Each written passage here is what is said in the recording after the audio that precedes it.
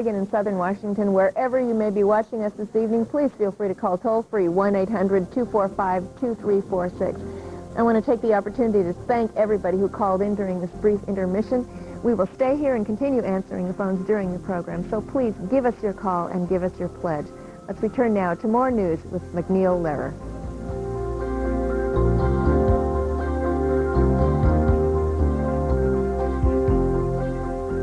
If you'd prefer to mail us your contribution, here's the address. Oregon Public Broadcasting Foundation, Post Office Box 4373, Portland 97208. However, if you'd like to call in your contribution, our phone volunteers will be glad to take your pledge. In Portland, 245-2345. Elsewhere in our viewing area, 1-800-245-2346.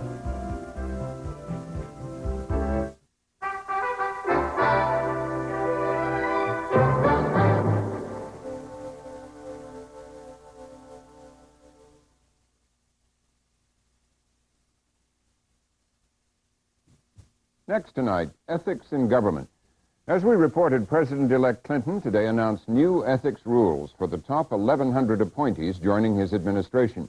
They would have to sign pledges agreeing not to lobby their former agencies for 5 years after leaving office instead of the present 1 year. Top White House aides not to lobby any department for which they had substantial responsibility, also for 5 years. All such appointees never to lobby for foreign governments. Joining us now from Little Rock is Transition Director Warren Christopher, who announced the rules. In Washington are Lynn Nofziger, the former Assistant for Political Affairs in the first Reagan administration, and Ellen Miller, Executive Director of the Center for Responsive Politics. Mr. Christopher, in Little Rock, why are these rules necessary? Well, I think it's been the perception that the public has lost a sense of trust about many of the high public officials. The public has gotten very frustrated with the turnover of officials who leave office and almost the next day are around using their influence and expertise and access. The revolving door phenomenon is one that Governor Clinton would like to overcome. It's really part of a series of steps, Robin, that Governor Clinton hopes to take to try to restore a sense of public confidence in the officials there, to improve the climate and atmosphere in Washington. Mr. Nofziger, do you see these rules as necessary? Well, I think they're overdone a bit, in fact, a great deal. I think that what you're telling people who come into this administration that you're sleazy, we don't trust you. We're telling people who are already in government that you're weak, that you're susceptible to pressures and bribery and that sort of thing. I have serious problems with limiting freedom of speech and limiting freedom of association in the name of ethics. I think you solve the ethics problem by hiring ethical people. Mr. Christopher, how do you respond to that? Well, I think the past history has indicated that sometimes there are frailties in individuals, and a good series of rules can be very helpful. These are significant pledges that every incoming top official is going to take, and we expect that they'll be lived up to. And I think having the rules there, having the pledges there, is a very strong incentive to make certain that there is not some slippage. Mr. Nofziger, do you agree that the revolving door has become a problem? Well, I think we've always had a revolving door of people going from business in Washington or elsewhere into government and then coming back out. And I think all that this particular rule is going to do is make sure that the people who took advantage of the revolving door in the past are going to have their nice little niche there, and we're kind of limiting competition in this area. You mean that these will only apply to the new appointees, and old appointees of previous administrations can go on doing business as usual? Is that what you mean? Oh, absolutely. And on top of that, there are so many ways to get around these so-called ethics rules that anybody who is determined to cheat is going to cheat. There's just no doubt about that. Mr. Christopher, how about the fairness issue, that this sets a different standard for Clinton people than it does for all those who are still there as lobbyists and so on? Well, we have to change the rules at some point, and this is prospective in its application, but I think that's part of Governor Clinton's determination to try to change the climate in Washington, to change the atmosphere. You know, Robin, we imposed tougher standards on our employees and our colleagues during the transition. Governor Clinton will be pressing for campaign reform and lobbying act reform. I think a whole series of things is necessary. I really disagree that there's enough that's already on the books. The campaign showed, I think, that the people of this country want a higher standard. They crave for a greater sense of public trust. Mr. Knopfseger, what do you think Mr. Clinton's motives are in this? Well, I think they're political. I think Bill Clinton is a very smart politician, and I take nothing away from him when I say that. But clearly, he's trying to impress the American people that he's an ethical man and that he's concerned about ethics. And of course, he has his own problems in that regard, as we know. And I think this is one move to try to overcome that. Mr. Christopher? This goes way back in Governor Clinton's career. He's been concerned about matters like this from the early days of his being in public life. So this is not a recent phenomenon with him. It just gives him an opportunity to carry it out at the federal level. Robin, I would say that there is one additional pledge that's been required that you didn't refer to that's quite important, and that is that our trade negotiators will be required to pledge that for 5 years they will not represent not only a foreign government but also foreign businesses. And that whole package of reform seems to me to be very desirable. I would urge that there be an avoidance of cynicism about this. This is a very idealistic period. I haven't seen so much idealism for 30 years, and I think this set of pledges will be an opportunity for those to come into government to commit themselves to carry forward in that way. Well, let's go to what you might call the idealistic end of the critics of these, and to Ellen Miller. Ms. Miller, you come at this from the other side, if I'm right. You don't think these rules are tough enough. Is that correct? Well, let me start by saying that these proposals are bold.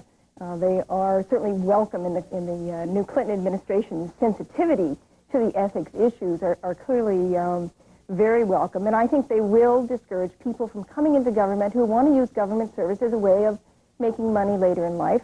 I also think that they will encourage new people outside Washington who don't have any potential conflict of interest from coming into service. The devil is always in the details. Do they extend far enough? Do they cover the right number and level of appointments? Are they really enforceable? To what degree? I think those are a number of questions which still remain. But I think the real issue is the things that Warren Christopher mentioned earlier. But conflict of interest here cannot just be seen in terms of the revolving door. In fact, that's almost the last thing we have to worry about. The real question is, will the new administration put forward other proposals, particularly those reforming how we fund campaigns, that represent a dramatic sea change in the role of money in politics and the conflict of interest, which that obviously causes. Well, we can't get into that tonight. Mr. Christopher did say today there would be more things coming as other parts of this in the areas you mentioned, but let's just stick to what they did announce today. Is 1,100 of the roughly 3,200 appointments Mr. Clinton will make at a high level, is that enough in your view? It depends on who those are. If those are all the major substantive positions, if they reach down into the deputy assistant secretaries, perhaps. But again, we haven't seen that level. I don't have a sense of the total 3,300 appointments that he has to make. 1,100 seems like it's skimming the top. One release I said today said that anyone making over $104,000 would be covered by these regulations. That strikes me as a surprisingly high salary figure to be covered. I question whether there are people, I assume there are people below that who will have substantive policy decisions to make and ought to be covered by these regulations. Let's get Mr. Christopher's reaction to that. Why only people above, at $104,000 and above, Mr. Christopher? Well, we gave a good deal of attention to that, Robin. It's a matter of balance as to how deep you go. Frankly, those excluded are mainly the foreign service officers, long-time career government employees, and uniformed officers. The 1,100 cuts very deep. It's virtually all the presidential appointments that will be made by President-elect Clinton. It goes way down to the deputy assistant level in terms of the comments made by Ms. Miller. It covers general counsel and all the agencies. So we thought it was a good balance between going way down, dipping way down into all those people who had policy-making responsibilities, but at the same time not imposing an unfair restriction on the career public servants, foreign service officers who might be leaving government. They're continue to be covered by the one-year ban of existing law, so it isn't as if they're completely uncovered. Are you saying that it is the people above the 104,000 level and that level of responsibility who have most taken advantage of what you describe as the revolving door? Yes, that's our best judgment. There have been too many instances in the last decade or so in which people have seemed to come into government for a relatively short period and almost with a design to leave, to use the experience they've gained over a short period of time. And we want to try to discourage that by extending the period in which they'd be unable to go back to the agency with which they were connected. Ms. Miller, do you think that people below that level can benefit from their experience and contacts and access in government and misuse it? Are you worried about that? Well, I think there's no question about it that for many people in this country coming in and making $50,000, $60,000, $70,000, $80,000, $90,000 would be a fairly senior level of responsibility. They answer telephones just like folks making over $104,000 do, and there's no question that they could use that. I do appreciate that there is a one-year ban on those individuals. I think there is some question about, there still remains a question as to whether these rules go deep enough, whether they can be avoided, whether everyone is covered who ought to be. And I think perhaps only time will tell on that.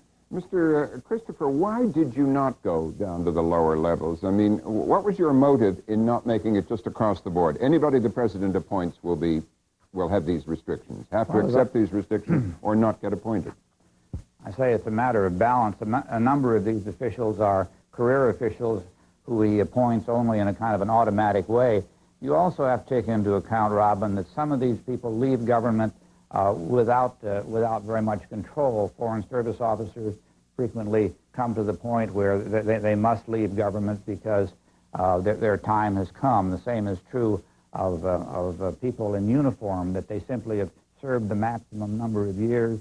They have to leave the service in order to make place for people coming along behind them. Now, that kind of a person might be quite severely disadvantaged if there was a 5-year ban on going back to the agency in which they'd served. As I say, it's a matter of balance. We've taken a long step here. It may be necessary at some time in the future to take an additional step, but we don't want to discourage people from being willing to serve at these lower levels by what could be. It's a very severe, very tough restriction, and we thought that this was the proper place to make the balance. Ms. Miller, do you believe, what is your response? You said earlier these tough rules might attract more people into government. What about the argument that they will scare people away? I think they'll scare the right people away. Those folks who come into government for not out of a public service perspective, those folks who come into government to essentially parlay their experience, expertise, knowledge into a career post their government service. I think we cannot overstate the importance of these kinds of very strong rules, as strong as possible, perhaps even on the edge of discouragement, to service by those who have been here before because of the public outrage over the conflict of interest, which has been expressed so strongly through this last campaign. Mr. Nofziger, Mr. Christopher mentioned the last decade. That, of course, is during Republican administrations. Do you accept that lots of people, and by that I take the implication to be Republican appointees, have come into government to make money, to use it later to make money? I think a lot of people come into government with all good intentions, and when they come out, there's an opportunity been offered to them, and that's not only Republicans. That was the Carter administration, the Johnson administration, and on back. I don't think you can point to Republicans, and you know it seems to me, Robin, that what Governor Clinton and his people are saying is that there's something evil about lobbying, that this is something that shouldn't be done. And yet, as you know, the First Amendment specifically gives us that right. Yeah, Mr. Christopher, how do you respond to that? Well, Robin, I certainly wouldn't want to claim that this is a purely Republican phenomenon, and I didn't mean to imply that. I would say that the problem seems to have gotten considerably worse over the last decade, and the public perception of the problem is worse. I think that people out in the country feel that they're entitled to representation just as good as can be gotten by lobbyists in Washington. So there's a real problem there, and that's the problem that we're trying to deal with. I really dispute the notion that rules are no good and that you must have simply reliance on the good faith of the individuals. In the ethical area, we're frequently helped by a set of standards that will help guide people to more appropriate, more ethical conduct. You see, I'm the idealist here. What is that, Mr. Nofziger? I said I'm the idealist here. I believe that that people are honorable until you prove them otherwise. I see. Well, on that note, we must end it. Mr. Christopher, Ms. Miller, and Mr. Nofziger, thank you for joining us.